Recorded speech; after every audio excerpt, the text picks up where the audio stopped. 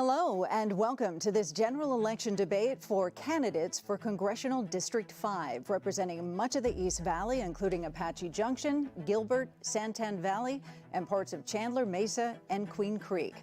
This debate is brought to you by Clean Elections, the state's nonpartisan voter education agency. My name is Kathleen Bate, and I will be moderating tonight's conversation. Our format will be a little different tonight. We are hosting a 30-minute one-on-one discussion since only one eligible candidate, Democrat Elizabeth Lee, has agreed to participate. Her opponent, Republican Mark Lamb, has declined our invitation to debate. We're sharing this conversation as part of an effort to support democracy in Arizona through a partnership with the Citizens Clean Elections Commission, the Arizona Media Association, and Reister. It's a partnership designed to make candidate debates accessible to everyone in Arizona. That means this conversation will air on a long list of local TV stations, radio stations, and digital platforms, including support from local newspapers. It's a shared effort between hundreds of local media brands across Arizona. And we thank you, all the voters across Arizona who have submitted questions for this debate. We've reviewed all of them to make sure every voice is heard. However, the candidate has not been given advanced access to any of those questions. Additionally, the candidate will participate in a speed round at the end of tonight's conversation. These questions have been given to the candidate ahead of time, and she has 15 seconds to answer each one. With that, let's hear from our candidate, Elizabeth Lee. Welcome, and thank you for being here.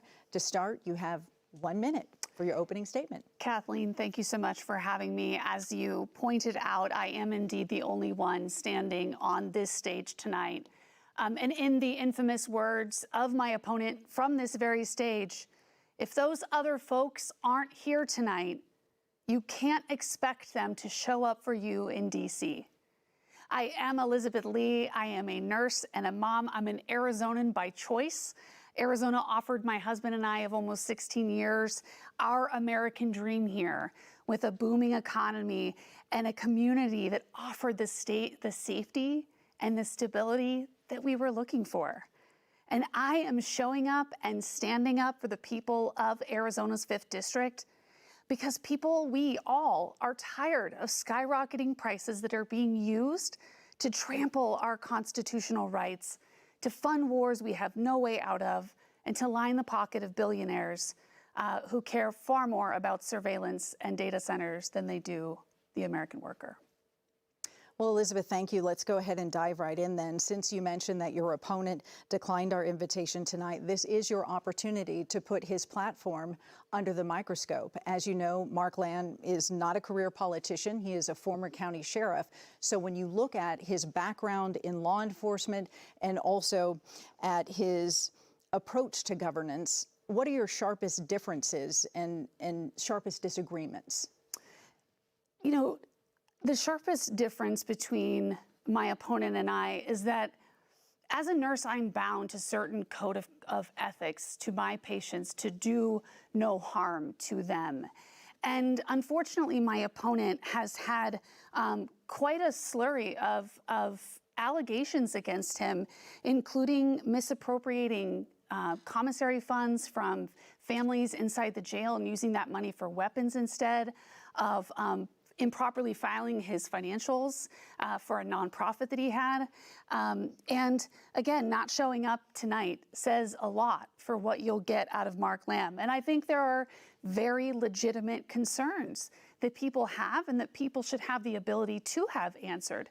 And that's why I'm very disappointed that he did not come tonight, because the people do deserve to hear answers for his record and the recent allegations that have come out against him. Well, let's talk a little bit about his campaign that he branded around traditional family values. And you've alluded to that media investigation that raised concerns about his conduct. Both his campaign and he himself have denied those claims. So as you're speaking to voters who may be wondering if their core values would be represented, what is your pitch then to the faith or family-focused voter out there who might be considering voting for you or Lamb? Yeah, I mean, what I say to them is that I am one of you. I was once one of you. I'm a former registered Republican. That was primarily because the faith group that I was a part of said that that's how it had to be. But I believe that there are many people in our district who are of a similar stance, and they want the opportunity to vote for somebody who's going to fight for their values.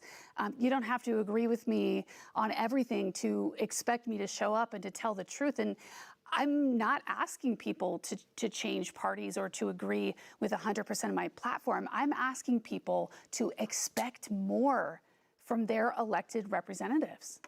So then you shifted, as you mentioned, public records show, from Republican to Democrat in 2018. Explain in more detail that shift. Was there a one value, or was there one issue that made you switch parties? You know, I think Donald Trump coming on the scene and being embraced by the Republican Party, that was the beginning of it. But also, as I grew in my role as a nurse, I started to see that it felt like democratic values of taking care of folks just really was not being reflected in my party. And so in 2016, I voted for Hillary Clinton. I said, I can't possibly align myself with the values of somebody, accused even of some of the things that the president was accused of. And so for me, it was a values-based thing that as I started to get older and, understand more about the way politics goes, it identified with my values better. So you mentioned you're not asking voters, which is in a traditionally red district here in District 5. I mean, it is an uphill battle to some degree. They haven't elected a Democrat in 15 years. The last incumbent Republican won by more than 20 points. You say you're not asking them to switch parties, but then why should a conservative or independent voter in District 5 believe that their family will be better off under your more progressive platform? Well, I would first draw attention to the fact that compared to what? I haven't seen my opponent's platform. I haven't seen any policy positions. I haven't seen any concrete plans to solve the things that matter most in our district. Every day that I talk to people in our district, they are more and more every day getting underwater on the affordability crisis that's hitting them from every single angle. And so I'm asking people to say, you know what, this is a moment in time where we can put our party aside and agree, A, that we mostly have similar values that underlie what we fight for and what we consider our own American dream. And then, helping people to understand I'm pro-family. That means whatever family is to you. It is our job as elected officials not to interfere in your business, but to protect your right to have the family or not that you want. I'm pro-liberty. I believe that folks should have autonomy over their own choices and if, when, and how to have a kid. So I'm asking people to, again, expect more of their representatives and know that you can look at both candidates. Unfortunately, you can't compare us on this stage tonight because I'm the only one who showed up. But I'm also the only one in this race with a proven track record all across Congressional District 5 in growing and serving vulnerable populations across this great district. And I still live in this district. I spend money in this district. My children go to public schools in this district, and I am uniquely in touch with what this district needs. Unfortunately, my opponent is 1,500 miles away, building his version of the American dream. But there again, I think he wants you to believe that the American dream is a $3 million ranch 1,500 miles from here, but that's really not what our district is telling me. Well, since he's not here, let me ask you real quickly, what is the question you would like him to answer for voters in District 5? I would like you to come forward and explain why we shouldn't be concerned that your behavior or your alleged behavior looks a whole lot like the corrupt, questionable behavior of so many other people in elected office. And so I want to know, why are you different? Why do you not need to show up here and answer for your record? And so I want to know why you wouldn't get out in front of it. Your own party Andy Biggs has said, David Schweikert has said, multiple members of your own party have said that this is disqualifying if you don't get out here and talk about it, and you're nowhere to be found. Well, you touched on the cost of living. So economic relief is a priority for candidates across the board this election cycle, but your strategies on how to achieve it are very different. Housing affordability, top of that list. We know that East Valley residents are being priced out as we speak. So what is your take on the primary driver of those higher prices?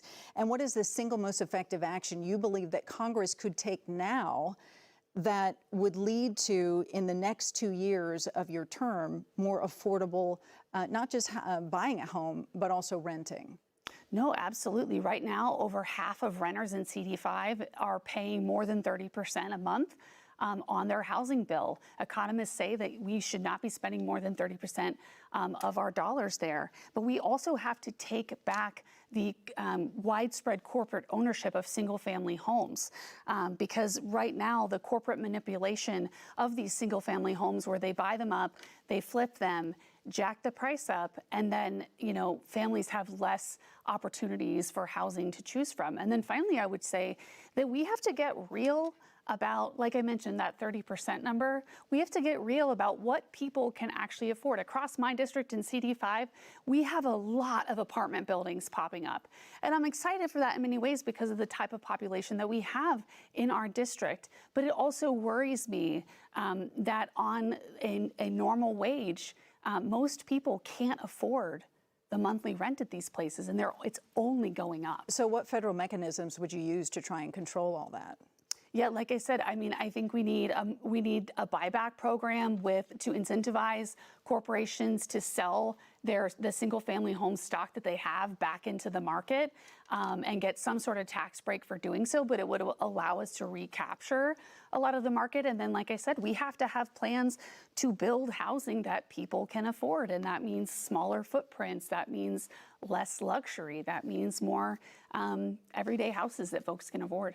And Elizabeth, one of the other financial strains on families is certainly the utility bills. The summers are getting longer. There's been record heat. Both APS and SRP have been raising rates. And of course, the proliferation of data centers that really have made, good or bad, a tech hub out of the Southeast Valley. So everyone agrees that there is going to need, CD5 is going to need more power. Mm-hmm. Who's going to pay that bill is what is up for debate, and it could be a multi-billion-dollar bill to upgrade the grid.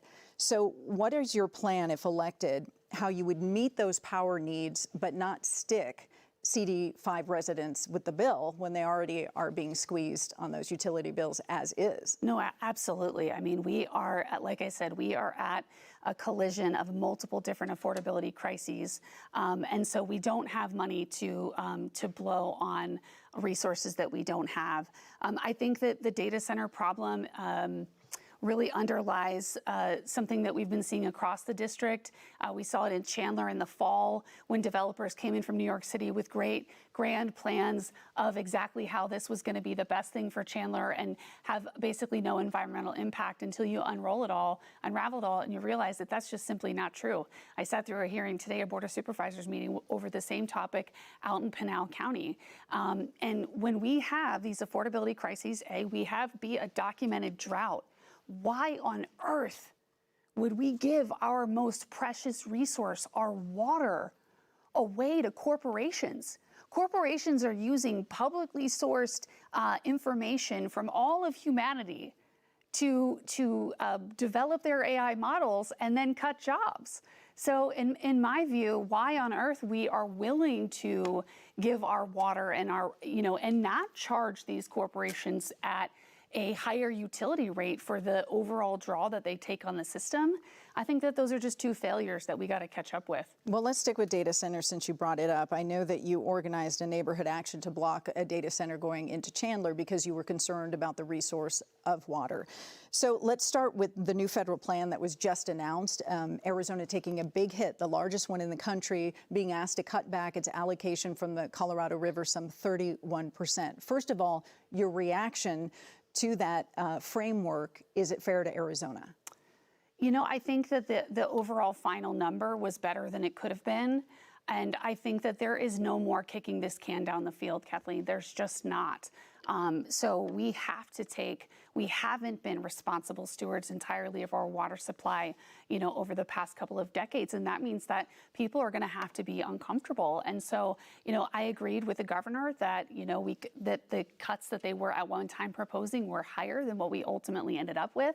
And I believe, as junior negotiators at the table, I think we need to bring some conservation mindedness and some additional technology to the table to have a solution that brings us long-term water security and not just sort of small fixes for now. Like people say desalination plants are part of that technology, but what we're not talking about is what are we doing with all the waste byproducts of desalination. So I think it's a very complicated equation, but ultimately I think we have to claim the water that we need to secure our and our children and our grandchildren's futures before we give those resources away to data centers. So if you were representing this district in Congress, what are the immediate next steps that you would propose? I think we need more moratoriums on data centers. I think we need to put a stop to all of the incoming. I mean, I am not anti-AI, but I look at the speed with which all of these data centers were popped up and some of the downstream effects that we're now seeing environmentally, environmental side effects of these data centers, effects on like local plumbing and local well usage. And there's just a lot of tertiary symptoms that are sort of bubbling up as a result of this widespread, unchecked building of data centers when you mentioned the Chandler data center, and there we heard something similar as what I heard today, and that is that developers are pitching this very great sounding pitch to make it seem like this great economic development. But what they don't talk about is that families are then subsidizing the profits of these data centers. How so? Off of their utility costs primarily. I mean, we know that these data centers are driving up the cost of water and electricity.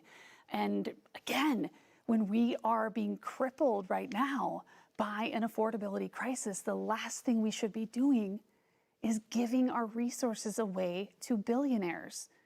All right, you mentioned the economics of it. The flip side of that is that District 5 has also benefited from some of these tech giants moving in, Meta and Google. So how do you strike a balance that protects the water supply, but also protects the tech jobs that are relatively high paying for residents? Yeah, I mean, I think it's worth noting that data centers bring very few actual jobs. They bring, I want to say less than 100. It could even be less than that in terms of actual jobs. But I can certainly recognize that there has been benefit brought to us. And I don't by any means say that, that they shouldn't exist or we should shut them all down. But I think that we have to have some guardrails on this project, because as we've seen, they're able to pop them up really, really, really quickly.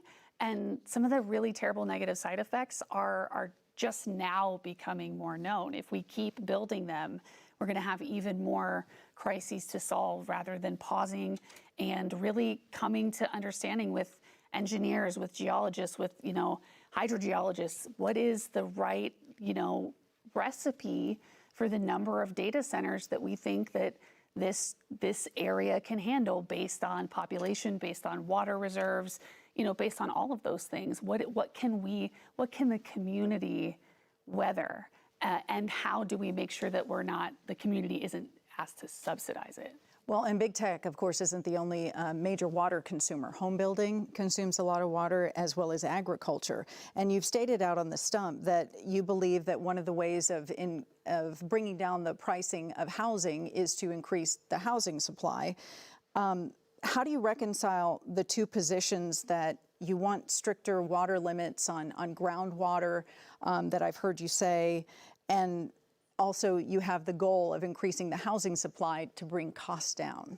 Yeah, and I appreciate that you bring us there, because it is, because we have so many sort of crises unfolding, we have to somehow balance those two out, because people do need a place to live, but we need to have a long-term growth plan. And I think that we can do both. I think that we can to place to conserve, make moves to conserve water and still build homes with slightly smaller footprints and lower overall costs. I think those two things can happen together. Yes, home building certainly does use a lot of water, but it also, housing people brings a whole host of other benefits into our district as well. So I think both are possible. All right, as a nurse, we want to move into health care. Your single-payer Medicare for All is a central pillar of your campaign. You talk about cost of living and health bills. Medical bills is one of the things that is also challenging for residents. So walk us through what that transition would look like, moving residents of CD5 from private insurance companies to government insurance. Yeah, so much like that transition takes place for folks who move off of their employer-based commercial insurance and onto Medicare, it would be a similar process that we would begin by lowering the age. And again, I always reference the National Nurses Union plan because it is spectacularly well planned and shows exactly how and over what period of time we will be able to move the bulk of people onto the plan. But you start with lowering the age.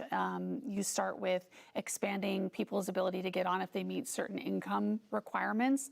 And then you begin, transitioning folks over from there. I think that it's unfortunate, but the corporate influence on medicine is gotten out of hand, and people cannot continue the way we've been going. I don't believe that Medicare for All is a perfect program for us. I don't by any means think it's the final stop on the tour, but I think that we've got to get past our fears that are mostly stoked from, talking points, and look at the fact that we spend 18% of our GDP on healthcare, and we are the sickest nation around the world. Why are we okay with that when there is an option that is less expensive, that has been shown by Yale and other studies that would lower costs and save lives? Well, I want to get to, we're running out of time. Reproductive rights is a passion of yours as an IVF nurse. You know that abortion protections are in the Constitution, of the state constitution, thanks to Prop 139, but a federal ban and funding cuts in Washington can change all that. So tell us what your plan is for Arizonans who want and voted for those protections. Yeah, I appreciate that you ended by highlighting the people who asked for that, because people overwhelmingly in this state in 2024 elected for a constitutional right to abortion in our state constitution. And being a pro-liberty candidate means that protecting the constitutional rights of all the folks in our district includes not having the government meddle in your health care. It means not having the government tell you how to have a child, when to have a child. These are things that define us as a free country, as having that liberty over our life's choices. And so I really want to stress to people that I think that there is a lot of inflammatory feelings when you talk about abortion as a topic. And I don't look at it as a topic. I look at it as real lives. And I'm reminded of a life that was almost lost to the overturning of Roe v. Wade. The patient had an ectopic pregnancy. We knew that. She was in the state of Texas. We advised her to seek ER treatment. And she did seek ER treatment, but was turned away 4 times. On the 5th trip there, the patient nearly died because they couldn't give her the care she needed. We cannot legislate medicine like that. Well, I have about 1 minute, and I want to get your take on what's happening at the border. And you have a very different stance from your opponent about border enforcement. What do you mean, and what does it look like when you're calling for humane immigration reform? It means not setting both our Border Patrol agents and our other immigration officials and the immigrants that are coming into this country, not setting them up for failure. And currently, right now, ICE as an agency, as it stands, is setting everybody up for failure. We are spending an exorbitant amount of money to massively detain people. That's not the promise that was made. I deeply believe that a strong nation requires strong borders. I also think that we are a humane nation, and no matter how The immigrants who got here. They are people, they are on our soil, and our Constitution gives them a protection to due process. So again, in no means am I a fan of open borders, and I recognize that we do protect our country and save lives by making sure criminals and drug addicts are not flooding the border, but that's not the reality. The reality is right now, 70% of the people in ICE detention have had no criminal record whatsoever. And so, you know, I see mine as that is the humane part, is if there is a system that people can move through with dignity, allow them to do that, but don't snatch them off the streets when they're moving through that process you gave them. Well, thank you for that. We are now going to shift into the speed round of the questions. This is when you have 15 seconds to respond, and we're going to start with the first one. What is the first word you want voters to associate with your leadership? Effectiveness, effectiveness, effectiveness. I've spent my entire career fixing systems that have people trapped inside them, and I am not running for Congress to perform. I am running to actually solve problems for the people of this district. Speaking of the district, what is one thing you wish Washington better understood about District 5? Yeah, growth has a cost. So the East Valley is booming, but East Valley families shouldn't be subsidizing that growth through higher housing and higher utility bills and strained infrastructure and disappearing water. What is one way your ideology differs from the mainstream of your party?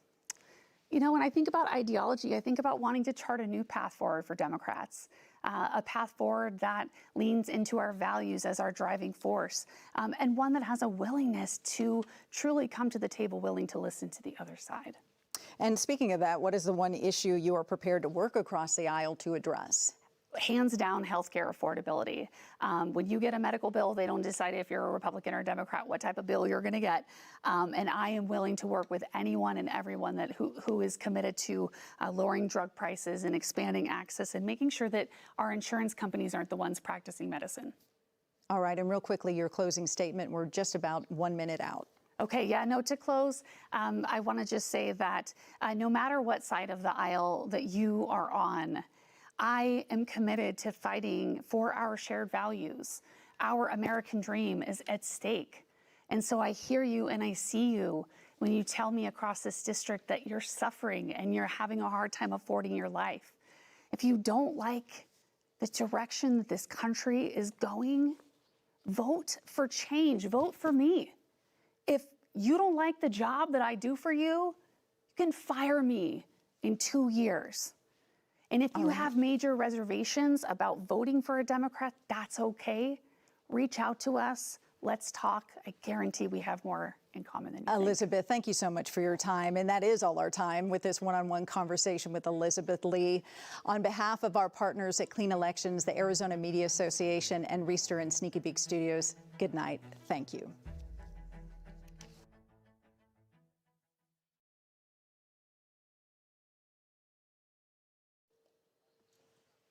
We get out in time?